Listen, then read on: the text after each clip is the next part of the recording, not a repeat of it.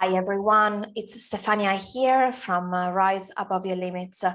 I work as an empowerment coach, and my purpose is to empower my clients to transform their limits into resources so they can finally access the life that they have always wanted.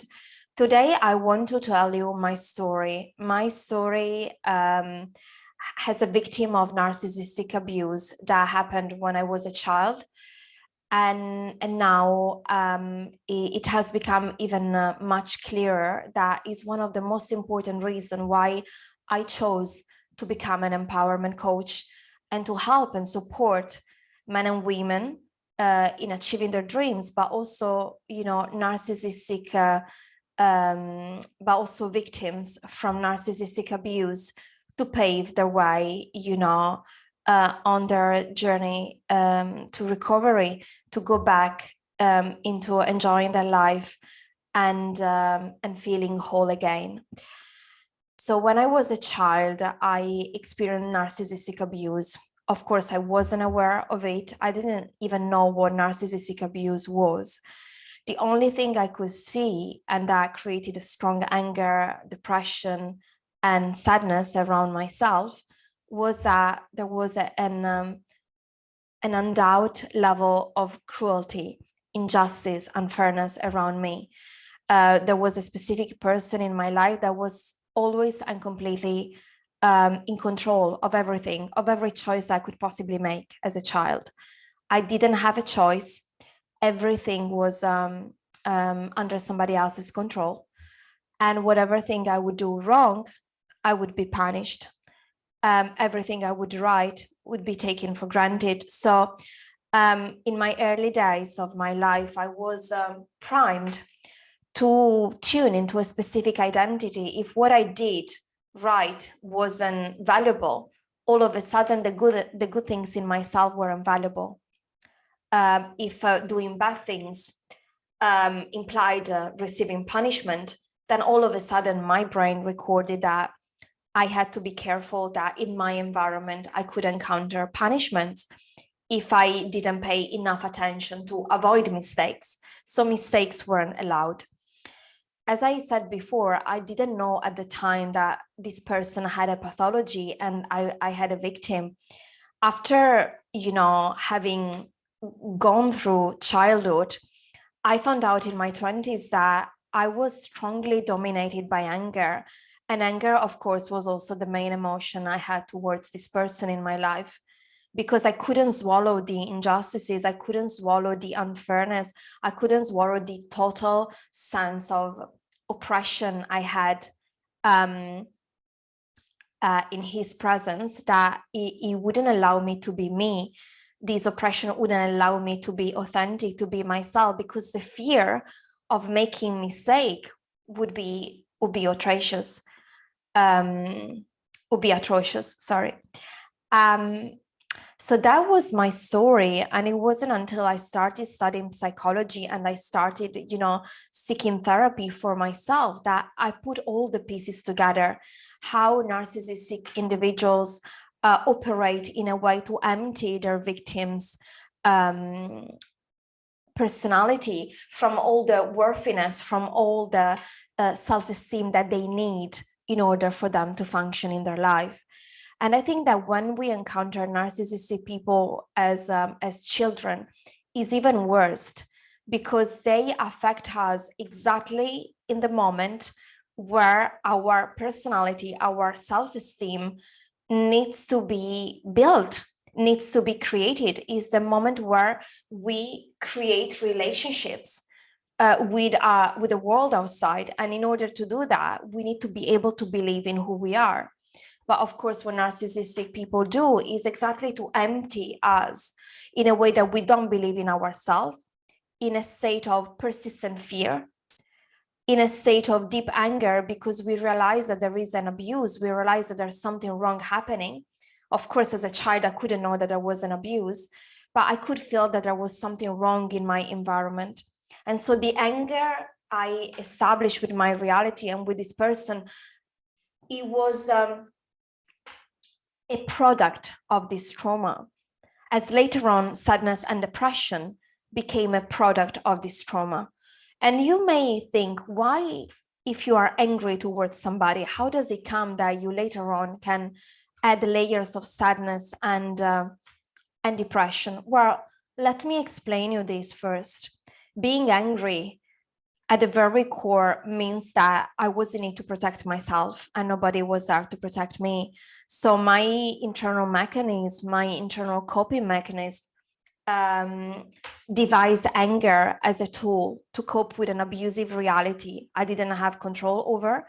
I didn't have power. I felt tremendously powerless, hopeless, and helpless. So anger was the first tool I decided to embrace. And imagine, somebody screaming and shouting towards somebody. All of a sudden, you can find fear at the very core of this emotion. When we need to scream and shout, there is a deep need to protect ourselves. And it's almost like saying to reality, I'm not good enough to protect myself. I'm not strong enough to protect myself. I need this extra layer.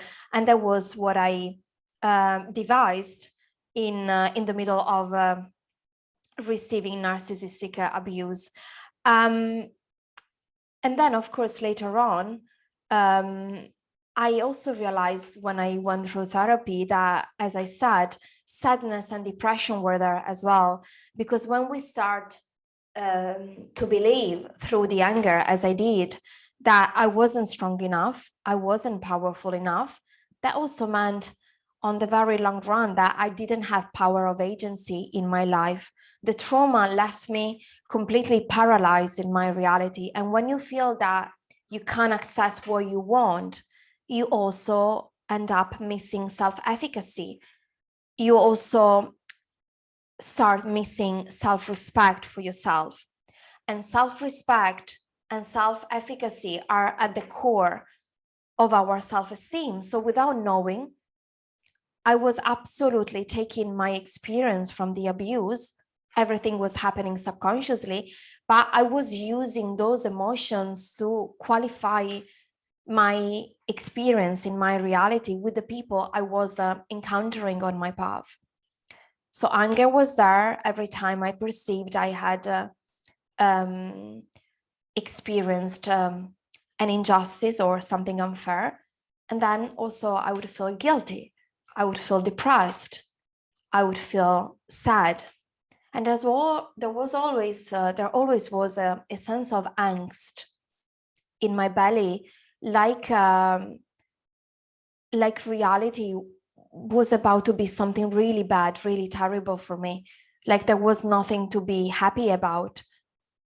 And this angst later on turned into depression.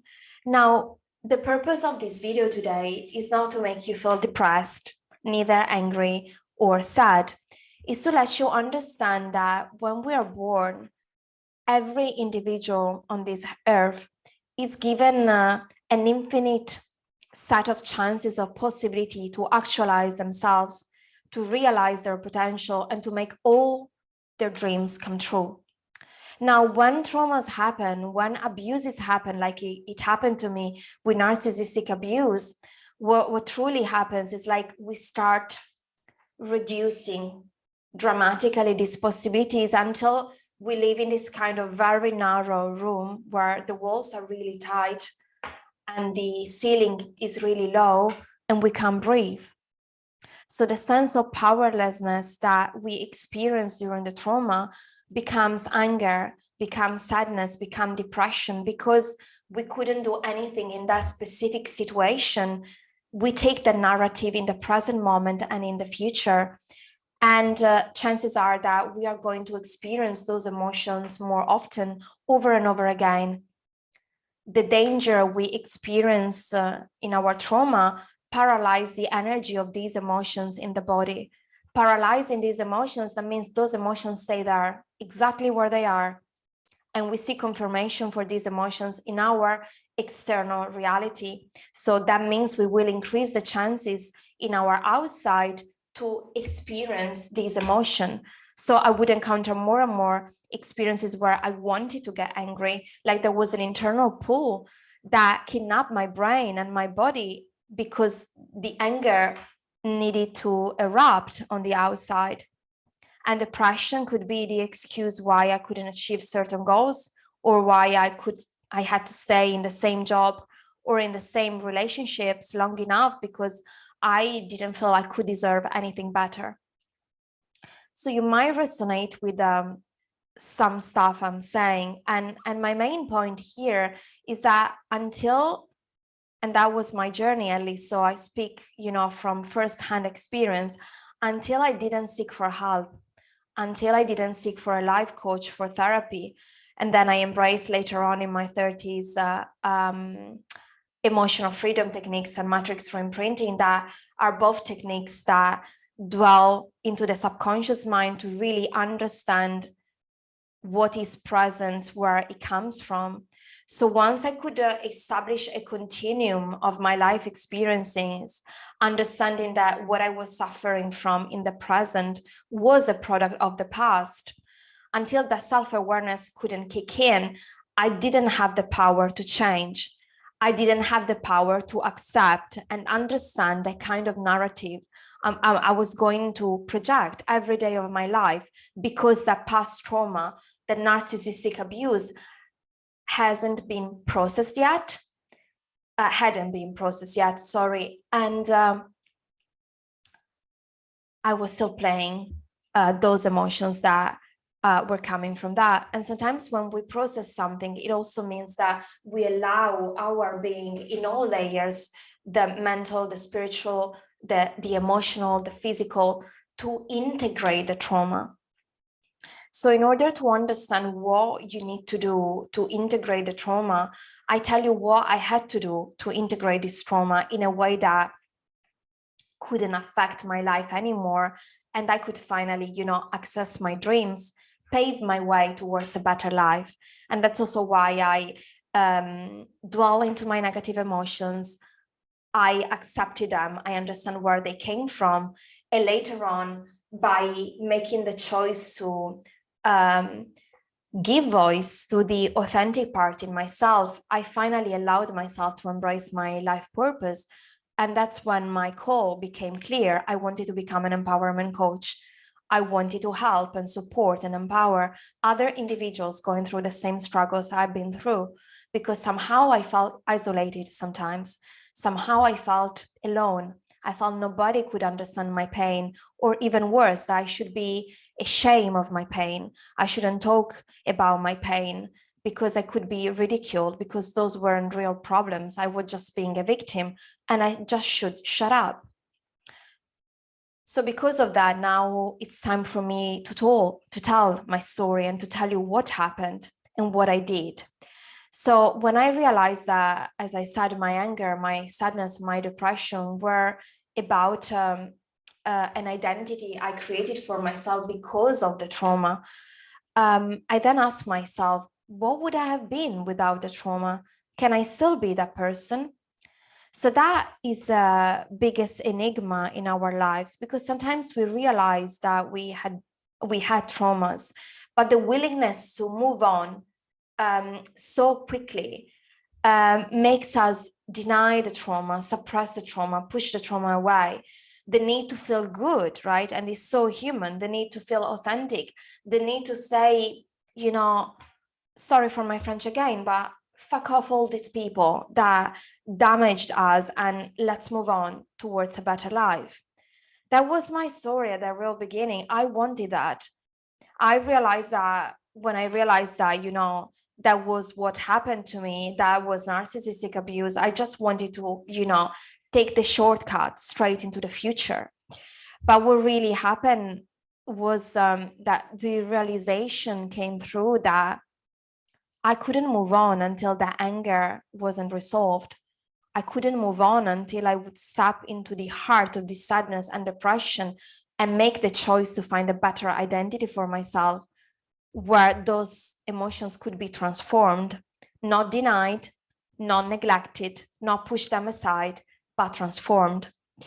So in order for you to understand how we can transform your heaviest emotional states, in order for you to understand from which traumas they come from and how you can integrate the trauma in a way that you can change your emotional states, you need to understand that there is another component in this equation that we haven't talked about, or at least in this video, maybe not enough, and it's our set of beliefs. So imagine myself as a child having this person actualizing all the narcissistic strategies upon me, triangulation, always complimenting other girls rather than me, always highlighting my mistakes, always punishing for my mistakes, and always taking for granted my good parts, my good actions, and never acknowledge who I was, but always applying his reality upon me. So in those moments of traumas, you need to understand that any victim is in a state of total danger, lack of safety, and a complete sense of powerlessness. So every brain of every individual needs to find a meaning out of this situation. And when there is danger, when our amygdala in our brain takes a snapshot, and our amygdala is the stress detector in our brain. So when the amygdala takes a very quick snapshot of the reality we're living and perceives the danger, it sends chemicals and hormones throughout all our body. And just to say we are in danger, we need to act quickly. But also try to understand that we are a mind and we are a body, that in case of danger, we need to be able to operate very quickly. So the reason why under these circumstances, we create very quickly and damaging limiting beliefs, it's because until the reality outside has not been transformed in a way that I can make, and this is very important, I can make sense of it according to who I am, according to my identity. So if this is happening to me, I need to find a way to understanding, and the understanding has to come with a statement that starts with an I. I am this, I have done that, because otherwise I couldn't explain this abuse coming my way. So as the victim of narcissistic abuse, I was very angry towards the other person, but subconsciously, because I had to express that anger to protect me, I was already creating the beliefs, I'm not strong, I'm not good enough, there's something wrong with me. So it's important for you to understand that in the moment I needed anger to survive, I needed anger to protect myself, but in order for me to use the anger, my brain had to create, my subconscious brain had to create very quickly and responsive beliefs to the situation I was living. So once we understand that those quickly limiting beliefs created and the anger that came and the depression and the sadness that kept her company later on were actually resources to deal with a dangerous situation, to deal with trauma. Until we see them just as limits, there is an internal fight with ourselves, sorry for the shaking, that doesn't help us move forward, doesn't help us, developing an acceptance and an understanding of what happened. But once I could really dwell into my trauma, into having been a victim of narcissistic abuse and reliving the complete lack of control, but just for the purpose to understand what was happening to me. For the first time in my life, I kept the narcissistic person aside and I said, what's the story I made out for myself that now is limiting me in the present moment and possibly in the future? So once I was able to thank myself for those quick beliefs, for believing that I wasn't good enough, that I wasn't strong enough, that I needed protection, that's why I expressed anger, I couldn't really understand how our body works and mind works in presence of a deep trauma, in a presence of a deep traumatic situation.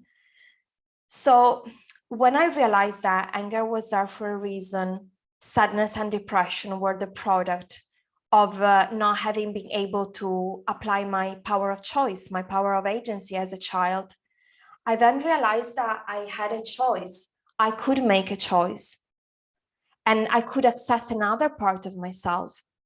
And let me tell you that it doesn't matter how many traumas you have been through.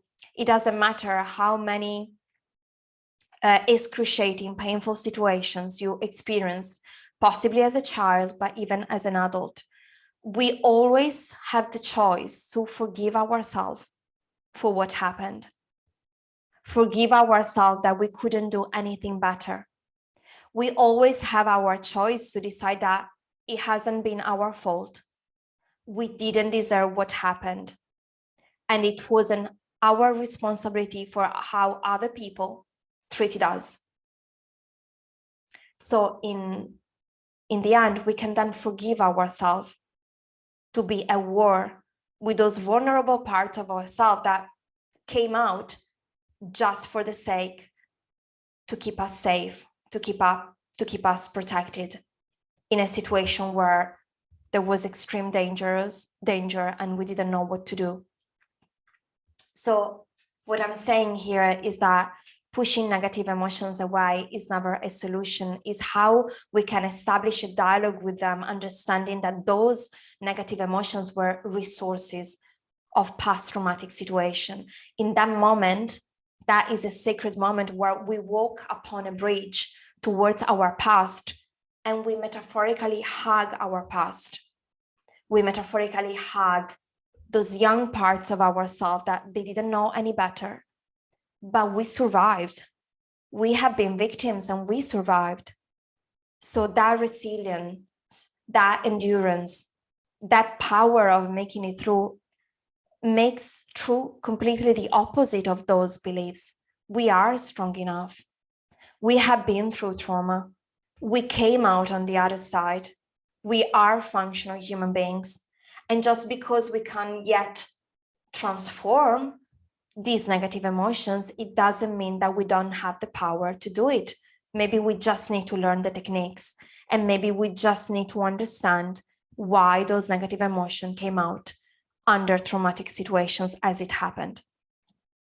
So the real transformation for me truly occurred when I came to terms with who I am, when I came to terms with all the broken pieces of my past story, of my being a victim of narcissistic abuse. And then my choice was also to realize that until I wanted to give voice to this anger in an attempt to revenge what I experienced, I would attract more people that reminded me of that person that delivered narcissistic abuse in my life. And this is also why, as every emotion is negative emotion is linked to a negative beliefs, as I've just explained, the negative belief in the brain, I think the name of the brain is called reticular brain. What it does is seeks evidence of that belief. So if I believe that there are other, negative men that will limit my freedom, would abuse my space, and would diminish my self-esteem, automatically my anger narrows the attention to see those men, because I'm in protection mode. I need to protect myself, as I had to protect myself as a child. But the moment I resume the narrative and I simply transform it, and I tell myself, I don't have to protect myself anymore. I'm an adult now. I can walk away from these people without reacting with anger, because every negative emotion is a dialogue towards a part of reality that we don't want to have a relationship with. So until we are not able to really express those emotions, understand and accept why and where they do come from, then we can substitute them with emotions that are more expanded, more positive. And that's the true roadmap, towards recovery, towards rising from our own ashes, and decided that, yes, our new identity in this world for sure comes from pain, because from the pain of embracing those emotions and those limiting beliefs and being a victim of narcissistic abuse, that pain cannot be denied. But if I carry that pain with that anger, it will never be integrated in my system. I need to find a positive resolution out of that. What did I learn? I learned that I survived. I learned that I made it through. I learned the power of forgiveness. I learned the power of acceptance. I learned that I can be a strong woman, and I am. And I learned that through the pain, I became a more empathetic and compassionate human being by tuning into other people's pain. And now that I work as an empowerment coach, that makes my purpose clear, gives a meaning to our traumas. So the moment we can really, really overcome a trauma is the moment that we can integrate the meaning of the trauma into our system in a way that supports our authenticity, our true identity, and it doesn't diminish it. So this is my message for you today. Everything is possible in life. It doesn't mean those experiences you have been through. Don't limit yourself simply because something went terribly wrong in your past. Believe and open your mind, open your heart to the fact that everything is possible. But don't believe, as a famous quote says, that the sky is the limit. Your belief system is the limit. So in order to understand your belief system, you need to understand your past. You need to embrace your past and the traumas from where those beliefs and those emotions come from. Otherwise, as I've just said, those beliefs and those emotions will narrow the experience of your reality in the present moment until you seek evidence for what you've just experienced in the past. And if I can ask you exactly this question, I'm sure about your answer. If I ask you, what would you like to experience in your life? A repetition of your past or the realization of your dreams? And I'm sure that the answer will be the second one. So in order to do so, we need to erase the power of the past in a way that we can find a positive meaning for ourselves out of these traumas, and we can finally feel a sense of freedom, of liberation, where we can finally give voice in total safety to our authenticity. It's okay to be who we are. It's okay to be authentic. It's okay to make mistakes. It's okay not being perfect, but it's just okay to feel worthy, to be in this world and to have gifts to share with the rest of humanity. Thank you so much for listening. As usual, I hope you enjoyed and you found my personal experience useful, and maybe this could inspire you to maybe find your own personal way to walk through your past traumas in a way that you can come out towards the light, feeling empowered and 100% yourself, with your gifts available, as I said, to be shared with the rest of the world. Again, my name is Stefania Tinti. I'm an empowerment coach. You find myself here on YouTube. If you like this video, please just like it, subscribe to my channel. I come up with videos every week. And you also find me on Facebook and Instagram. And the name of both pages is, of course, Rise Above Your Limits. Thank you so much again for listening to me. I send you my love and a big hug for whatever pain you're going through. Please believe me, there is a solution and there is a light at the end of the tunnel. Sending so much love to you all. Thanks again, and I will speak to you soon.